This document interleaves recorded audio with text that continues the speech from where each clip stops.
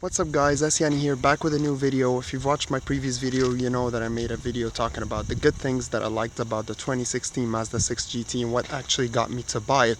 But since it's not an advertising channel, wanted to make another video stating few things that I don't like about the car or I think should have been done in a better way, just to give you the full experience of owning the car. So let's get started.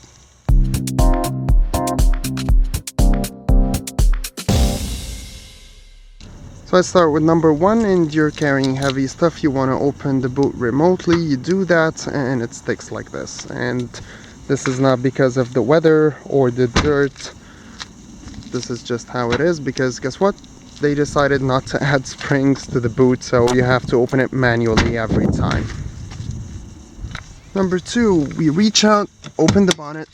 Remember, this is a car that was initially designed in 2014, facelifted for 2016, and meant to give you the premium feel of European cars, but guess what?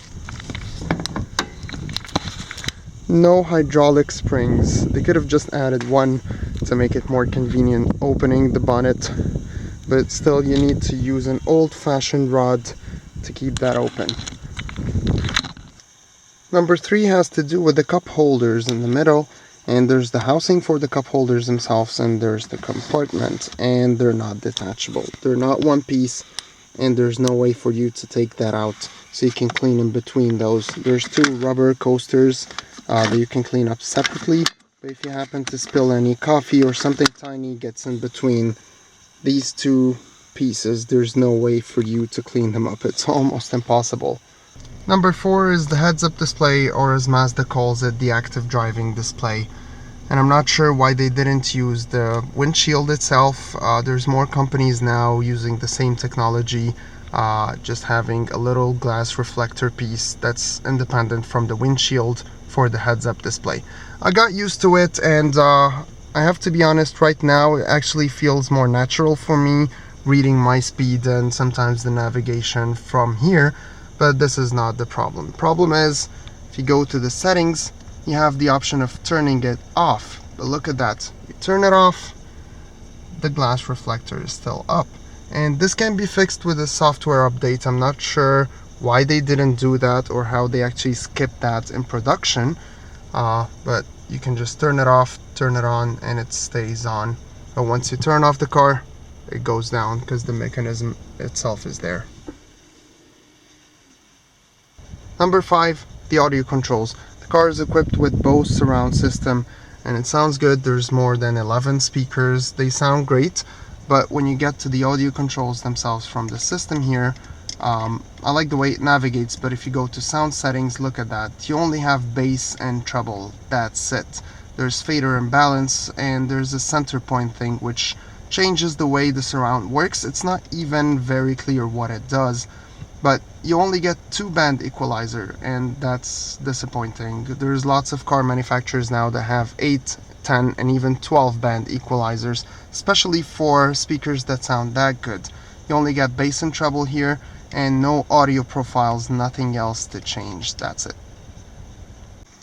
These are the few major things that bother me, but bear with me for a second. There's a couple of things that I want to mention, and I know I'm being a little bit too picky, but you can let me know what you think in the comments below.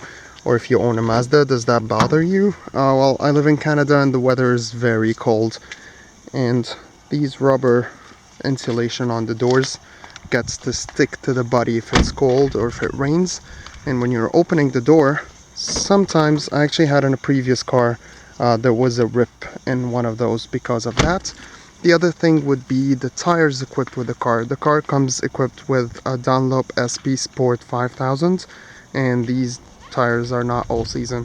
I know they're meant to be all season, but they're very bad in winter. Once the weather drops like below 5 Celsius, or even like, I would say 2, not 5 to be fair to them, the car tends to understeer. You lose grip. It's almost impossible driving with these tires on the snow, and if it's wet you also lose some traction. So but that has nothing to do with the car himself, but I'm just gonna use them for the lifespan and then maybe switch to Michelin's or Pirelli's just to get more grip, because the car handles well, but these tires don't do it justice. That was it for today's video, guys. Hope you enjoyed that. If you did, please like and subscribe. Let me know what you think in the comments below about this stuff that I talked about. On the next video, I'm comparing this car to one of its rivals, so stay tuned, and I'll see you on the next one. Drive safe.